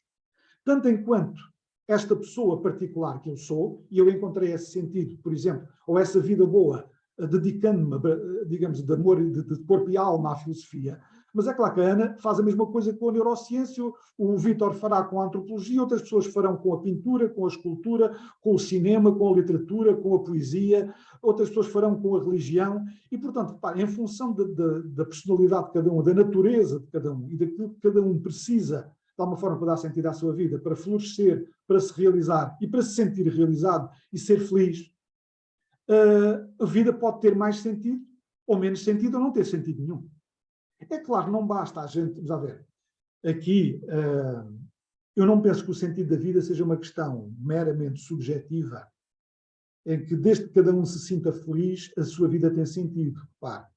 Porque se eu me sentir feliz a fazer mal aos outros, a matar, ou a torturar animais, ou a roubar, ou a drogar-me, ou a catar beatas, por hipótese absurda, eu posso sentir muito feliz a fazer essas coisas, mas a minha vida se calhar não tem sentido. Pode ter sentido para mim, um sentido puramente subjetivo, mas não tem valor objetivo. E até pode ter, digamos assim, um valor negativo. Porque se eu faço, se eu passo, digamos assim, dedico a minha vida e penso que o sentido da minha vida consiste, por exemplo, em fazer mal aos outros, enganar os outros, manipulá-los, corrompê-los, torturá-los, quer dizer, mentir-lhes, bom, eu posso ficar muito feliz com isso. E há pessoas que o fazem, a gente sabe, e que se sentem muito felizes com isso. E acham que a sua vida tem sentido desse ponto de vista. Bom, mas talvez não baste, digamos assim, o sentimento de prazer ou de felicidade puramente subjetivo para que a nossa vida tenha sentido. Se calhar a nossa vida tem que ter também sentido noutro sentido, quer dizer, tem que ter também algum valor objetivo, quer dizer, aquilo que nós fazemos, não ser apenas para nós, ok? Porque, caso contrário, todas as formas de vida seriam igualmente válidas e significativas, desde que cada um assim o sentisse, não é? Então a vida dos torturadores, dos sádicos, quer dizer, dos psicopatas, dos serial killers, teria tanto sentido, quer dizer, o sentido da vida de um Hitler teria tanto sentido como a vida de Jesus Cristo ou de um Sócrates. E se calhar não é assim. Talvez algumas vidas façam mais sentido e outras menos, ou algumas tenham um sentido mais positivo e outras mais negativo. E se calhar algumas vidas não têm sentido nenhum, se a pessoa não se sente feliz a fazer nada e não faz nada de alguma forma que a realize, que a satisfaça, que para si própria faça sentido, ou que faça um sentido em si mesmo, então se calhar, e há muitas pessoas que a gente sabe que vivem a vida como uma coisa absurda.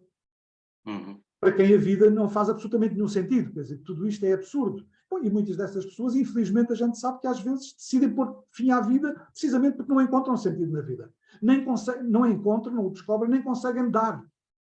Não conseguem encontrar um sentido que elas próprias lhe deem, um significado, um valor, uma finalidade à sua própria vida, e acham que nada disto faz sentido algum e, portanto, não conseguem suportar essa ausência ou esse nihilismo, por isso simplesmente. Vazio. Mesmo vazio. Claro, há pessoas que, digamos assim, que suportam, o Nietzsche suportou o nihilismo, mas para lhe dar um sentido superior, para sair dele. Não é? Ele não pensou que o nihilismo fosse uma fatalidade, ele pensou que o nihilismo é uma fase, digamos assim, transitória necessária, é preciso que a gente se aperceba de que isto não tem sentido, a não ser o sentido que nós criativamente podemos dar-lhe, um sentido superior, aquela filosofia que a gente já sabe, do super-homem, etc., o sim pleno à vida, o eterno retorno, etc., etc., mas, quer dizer, não é preciso ir para aí, por isso simplesmente, quer dizer, se as pessoas sentem que são capazes de encontrar um sentido para a sua vida, de alguma forma, um sentido de adotar uma forma de vida boa, uma forma de vida que as torne felizes, mas não só que as torne felizes fazendo qualquer coisa, fazendo qualquer porcaria, tendo qualquer atividade, não, porque senão qualquer forma de vida seria legítima e teria sentido. Só hedonisticamente, não é? Porque acaba de ser só hedonisticamente. Pois, exatamente, não é esse o caso, quer dizer. Agora, quando nós conseguimos aliar essa dimensão subjetiva e a dimensão subjetiva do sentido e do valor, e de alguma maneira conseguimos entregar-nos a atividades e adotar, de alguma maneira conseguimos criar uma forma de vida que nos realize humanamente, que nos permita florescer, desenvolver as nossas potencialidades, as nossas capacidades, as nossas aptidões, realizando aquilo que somos como pessoa singular e como ser humano, bom, aí se calhar a nossa vida tem sentido. Agora, é evidente que há muitas formas de conseguir isso, através da filosofia, através da arte, através da religião, através, bom, N formas, quer dizer, não há... Agora, e cada um tem que procurar a sua. evidentemente, quer dizer, não há uma receita universalmente válida para toda a gente, não, toda a gente tem que ser filósofo, ou toda a gente tem que ser neurocientista, ou toda a gente tem que ser antropólogo, ou toda a gente tem que ser, sei lá, jardineiro, ou cientista, ou filósofo. Não, quer dizer, é evidente que cada um tem que encontrar a sua via, o seu próprio caminho. Agora, nem todos são equivalentes, nem todos valem, nem todas as formas de vida, de alguma maneira, são humanamente dignas ou humanamente significativas. E a gente sabe que não. Quer dizer, e, portanto, há umas melhores, outras piores, umas mais humanas, outras menos humanas, e umas mais satisfatórias, digamos assim, e outras menos satisfatórias. Pronto, era esta a chega que eu queria dar. Desculpa. Ana, tens a palavra, é toda tua. E é só dizer uma coisa, nem toda a gente tem que ser isto ou aquilo, mas todos temos um cérebro. E convém saber minimamente as regras aqui da nossa agenda secreta. Não é que eu como... Desculpa, posso fazer uma brincadeira? Eu quero acreditar que sim, quer dizer... embora às vezes não pareça. Exato. Porque aquilo que eu percebi é que às vezes as pessoas dizem, mas tu dizes muito isso porque estás nessa área e queres que toda a gente acredite que isso é que é o mais importante. Não é. Eu já dizia isto antes de estar na neurociência. Porquê? Se calhar foi porque pensares assim que já foste para a neurociência, provavelmente. Exatamente. Pois. Porquê? Porque eu percebi que há aqui algo a boicotar-nos e está dentro de nós. Aquela frase, há um monstro dentro de nós, não é? Que não nos deixa realizar. Isso diz aquele que não conhece minimamente o funcionamento do cérebro. Esse monstro que nos boicota é o nosso próprio programa cerebral evolutivo.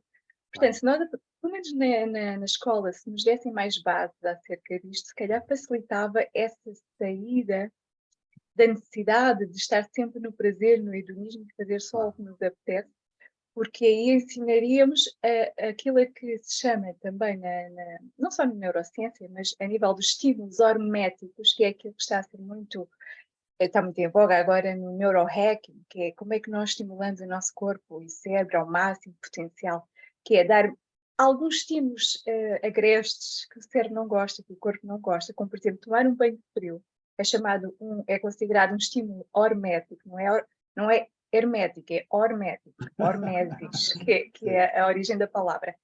Que é, no fundo, quando nós fazemos crescer um músculo, temos que fazer um esforço que é desconfortável.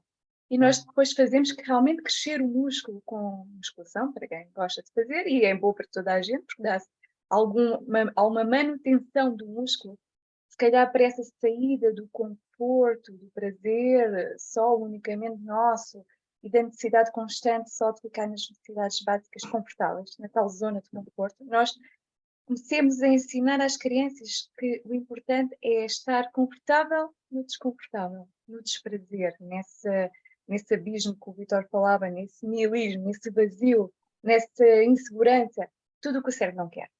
Portanto, é bom perceber o que é que o cérebro quer para depois desconstruir também a ideia. Bem, Victor, acho que foi... Desculpa, sim, força. Peço desculpa. Eu sei que já ultrapassámos todos os limites. Posso só dar uma última chega? Foi uma coisa que me esqueci de dizer. Que há bocadinho é só isto. Quando eu resolvi o meu problema individual, digamos assim, no sentido da minha vida, eu julguei encontrar, ao mesmo tempo, uma relação do sentido da minha vida, ou pelo menos tentei, com aquilo que eu considerava ser o sentido da vida humana em geral. É uma relação, se quiseres, do meu problema pessoal com o problema, digamos assim, da humanidade em geral, no sentido da vida humana em geral. E como é que eu tentei fazer isso? Repara, vamos lá ver. Se os seres humanos são, até prova em contrário, pelo menos que nós saibamos, aqui no planeta Terra, e desconhecemos se há outras formas de vida inteligente e racional nesse universo, os únicos capazes de colocarem estas questões, tentarem saber o que é tudo isto, porque é que estamos aqui, o que é que tudo isto é feito, onde é que a gente vem, como é que tudo começou, etc, etc.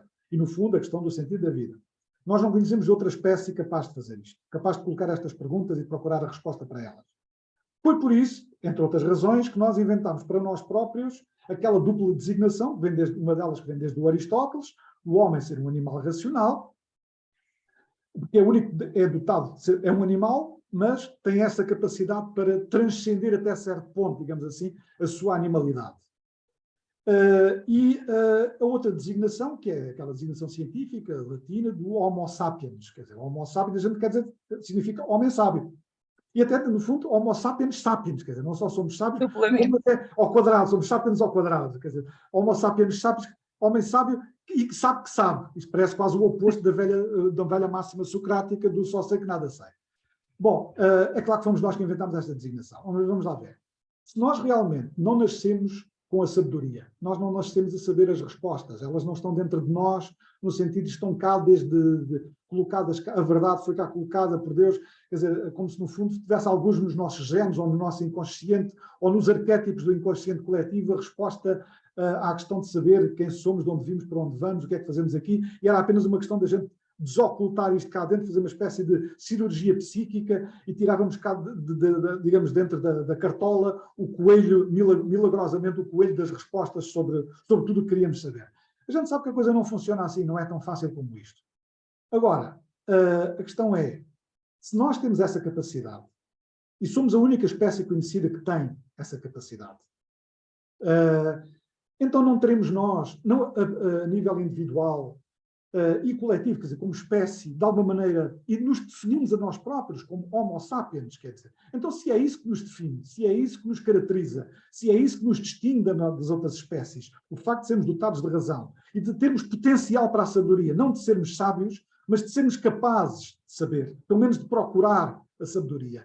Então, não é, isso de alguma maneira não é uma espécie de, como que um dever sagrado de todos nós, os seres humanos, independentemente depois da forma como cada um realiza isso individualmente. Não é isso que nos define.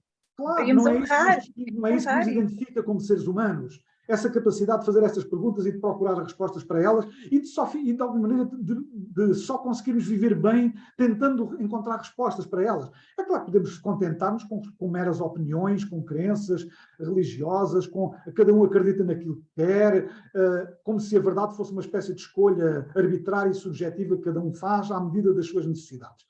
Bom, mas quer dizer, há pessoas que querem saber qual é a verdade, não querem acreditar em qualquer coisa que lhes dê consolo ou satisfação ou que lhes permita viver em paz, querem saber qual é a verdade, por muito que isso signifique desassossego, por muito que isso signifique, às vezes, angústia, por muito que isso signifique desamparo, por muito que isso signifique olhar para o abismo e vermos uma espécie de vazio infinito e ficarmos desorientados, quer dizer, aquele sentimento de vertigem metafísica e existencial. Quer dizer, mas há pessoas que estão dispostas a pagar o preço por isso, digamos assim, em nome das respostas, que estão dispostas, metaforicamente, a vender a alma ao diabo pela verdade, pelo conhecimento, pela sabedoria. Bom, e de alguma maneira isso é próprio da nossa espécie. Ora bem, há muitas formas de conseguir isso. A filosofia é uma delas. E, portanto, mas de alguma maneira, foi esta a maneira que eu encontrei para articular, se quiserem, a minha forma pessoal de dar um sentido à minha vida, com aquilo que me parece ser uma missão nobre, digamos assim, dos seres humanos enquanto tal, de realizarem a sua natureza, não apenas a natureza individual, mas a sua natureza humana, a sua condição humana, a sua vocação, digamos assim, humana, de procurarem a sabedoria, de se tornarem efetivamente um bocadinho mais racionais neste sentido, quer dizer, procurando a verdade, procurando o conhecimento, e acerca de si próprios e acerca do mundo, acerca de tudo isto. E isso, de alguma maneira, é aquilo que nos define como seres humanos. Eu, nesse aspecto, costumo dizer que sou muito cartesiana, que é o cérebro quer consolo, conforto, segurança. Claro o ser quer a verdade. Claro. Somos diferentes aí. Nós temos uma dualidade entre nós já a partir do cérebro quer isto, o programa cerebral quer isto, conforto, segurança, necessidades básicas resolvidas. O ser, que é essa nossa capacidade, quer a verdade. Portanto, nós já temos uma dissonância cognitiva desde que nascemos. Claro, é evidente. E temos muitas vezes é extremamente difícil de vencer isso. Nós precisamos de certezas, queremos ter certezas, mesmo que elas sejam falsas. Desde que sejam consoladoras, desde que de alguma maneira elas nos consolem, nos agradem, nos satisfaçam, muitas vezes não queremos saber a verdade para nada. Desde que, é a velha dicotomia freudiana do princípio do prazer contra o princípio de realidade. Quer dizer, às vezes é preciso impor o princípio de realidade assim. Não, olha, isso pode dar muito prazer, mas é falso ou é ilusório. E, portanto, não é por aí. Okay? Encontra lá outra forma. Vê lá se consegues encontrar prazer com a verdade. Não é? Por muito dolorosa que ela seja. E às vezes é bastante. E às vezes é.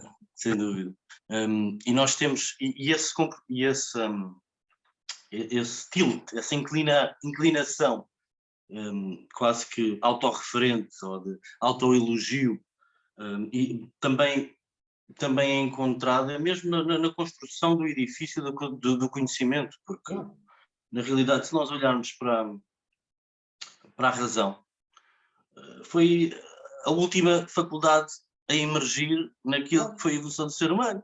E aparece-me a mim, pelo menos em termos só estritamente hipotético e lógico, no sentido de ser uma articulação de conceitos mentais, mas parece-me que estar a inverter a ordem de prioridades quando a razão foi a última a emergir. Temos o cérebro reptiliano, temos o mamífero, entre aspas, que é mais ligado às emoções, instintividade, emoções, e a seguir o córtex, a prioridade dos seres era a instintividade, subscrever as necessidades básicas. Quando a faculdade da razão surge, ela surge como um instrumento para otimizar essa mesma sobrevivência. Agora, é isso que os filósofos chamam de racionalidade instrumental. E o que é que acontece? Quase sempre vem a posteriori e muitas vezes como forma de racionalização para desejos que são tudo menos racionais. Ora, mas completamente. Mas completamente, quer dizer, nós, aliás, grande parte das teorias, e se nós olhamos para a vivência histórica dos personagens mais eminentes, de proponentes de determinadas teorias, nós vemos que há toda uma construção brilhante, absolutamente fantástica, e quando nós vemos aquilo é uma racionalização de uma tentativa de subscrever uma instintividade básica que estava lá por baixo e de justificar de outra maneira. Nesse aspecto, Vítor, nesse aspecto nem o Nietzsche se safava dessa coisa. Nem o Nietzsche, nem o Sócrates. Ele só a assumiu plenamente. Nem o Marx, ninguém. Ninguém. Claro. Mas depois o risco é que essa hipervalorização da razão faça uma cisão, como aconteceu na modernidade com Descartes, não é?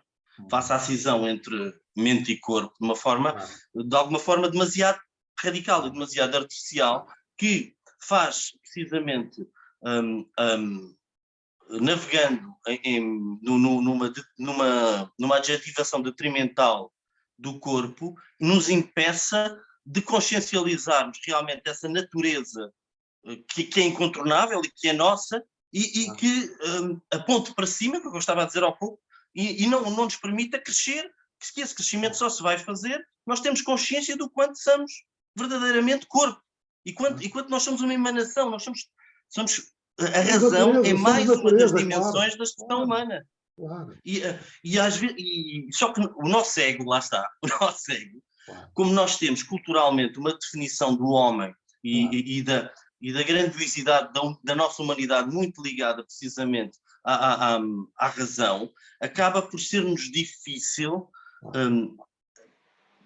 assumir que o nosso crescimento passa antes de mais por assumir o quanto somos animais, e depois aí podemos estar a saltar em cima por exemplo, a forma... Isso é uma defesa, do cérebro que quer gastar muita energia a pensar. Claro. Vítor, posso fazer só um parênteses aí? Diz. Okay. Eu estou de acordo com o que estás a dizer. Repara, esse divórcio, essa dicotomia que nós criamos, que alguns filósofos criaram e que de alguma maneira a modernidade criou, entre mente e corpo, ou entre espírito e matéria, ou alma e corpo, quer dizer, e essa ilusão que de alguma maneira se criou de que os seres humanos são seres sobrenaturais, essencialmente, e que de alguma forma existem fora da natureza ou acima dela, isso é não só uma ilusão, como é uma ilusão perigosa. É uma ilusão perigosa que de alguma maneira conduziu a civilização ao estado atual. Porque nós criámos a ilusão de que não somos natureza, de que não somos animais, de que não somos seres vivos, de que não fazemos parte da natureza, de que a natureza é apenas um instrumento a nosso belo prazer, ao nosso serviço, podemos usá-la ilimitadamente, sem problema algum.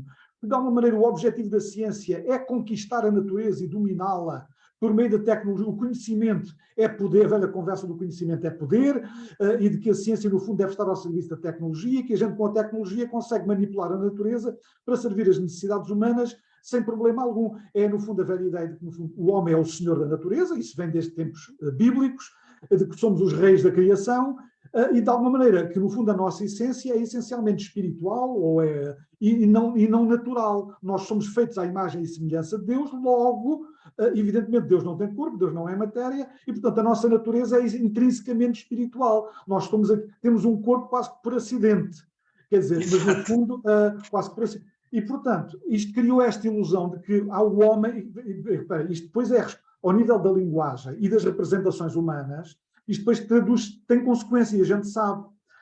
Criou-se esta ilusão de que há o homem e os outros animais. Há o homem e os animais, há o homem e a natureza. Como se o homem não fizesse parte da natureza, como se o homem não fosse natureza, como se o nosso corpo não fosse natureza, como se nós pudéssemos viver fora ou independentemente da natureza. Quer dizer, e por isso nós tratamos a natureza como tratamos, e esquecemos que ela não é só nossa mãe, quer dizer, nós estamos dentro dela como se fôssemos uma espécie de crianças dentro do útero. E se nós matarmos a mãe, evidentemente morremos porque nós estamos dentro da mãe. Tão simples como isto. E a mãe está dentro de nós. E, portanto, é óbvio. Agora, isto nasceu um bocadinho dessa ilusão filosófica de que o homem é o rei da criação, de que o homem é à parte, de que o homem não é um animal. O homem é um ser, digamos assim, sobrenatural ou espiritual, que de alguma maneira encarnou aqui, mas quer dizer, no fundo o corpo é inferior e é quase que acidental.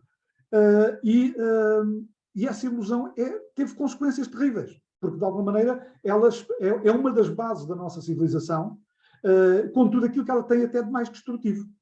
De alguma maneira, o estado atual, digamos assim, quer dizer, se realmente as alterações climáticas são resultado da ação humana, e provavelmente boa parte delas serão, se calhar boa parte dessa ação humana digamos assim, esteve alicerçada nesta ilusão de que podemos fazer tudo, de que somos senhores disto, de que de alguma maneira nós não somos natureza, que estamos fora da natureza, estamos acima da natureza, e logo que a natureza é nossa e podemos fazer tudo o que quisermos sem pagar o preço, sem sofrer com as consequências, porque de alguma maneira estaríamos acima da própria natureza. É uma estupidez, é fruto da hubris grega, da arrogância, da desmesura, quer dizer, da loucura humana, e que felizmente hoje em dia essa ilusão de que o homem é o rei disto, o senhor da criação, o centro disto tudo, e o fim último, digamos assim, da natureza, e logo que nós podemos fazer à natureza aquilo que bem queremos, sem pagar nada com isso, como se de alguma maneira vivêssemos acima dela e fora dela, felizmente, feliz ou infelizmente, estamos a começar a perceber tragicamente que não é assim. Isso foi uma ilusão, e foi uma ilusão terrível e destrutiva, de alguma maneira que... mas é uma crença filosófica, de alguma forma e até pré-filosófica, que nos conduziu aqui, de alguma forma. Desculpa, Vitor. Não, estou completamente de acordo, mas é o processo, Atenção, às vezes parece que demonstro um bocadinho mais carga emocional nas coisas, mas eu tenho perfeita noção e tenho consciência que eu acho, sinceramente, que é um processo que foi necessário. No processo de evolução histórica, civilizacional, cultural. Uma dialética. Uma dialética. Exato, muito ego. Exatamente. Bem, se vocês não quiserem acrescentar mais nada, eu acho que foi. Eu adorei. Por isso é que. Eu também, adorámos todos. É o que vale. Foi uma ótima conversa. Já temos muitas peças, Lego. Já temos quase aqui como é que se chamam aquelas que se constroem aquelas cidades inteiras de Lego? Nós já construímos aqui um apiadeiro. É verdade. Para novas viagens. Exatamente. E eu acho que, sinceramente, as pessoas, apesar de ter sido mais comprido, mas como deu uma abrangência maior, elas vão perceber que as nossas conversas, eu quero acreditar que vão ser interessantes. Claro, esperemos que sim. Se as pessoas sentirem isso como nós sentimos, tenho a certeza que vão gostar. Exatamente, concordo em absoluto. Bem, olha, foi um prazer, muito obrigado. Muito obrigado. Lá em casa também espero que quando virem que gostem, foi um prazer, e novas caminhadas e novas jornadas cá estaremos para partilhar. Para tentar dar um sentido às nossas vidas. E quem sabe ajudar as outras pessoas a pensar no sentido da vida delas também. Exatamente, muito obrigado. Um abraço. Um abraço. Obrigado.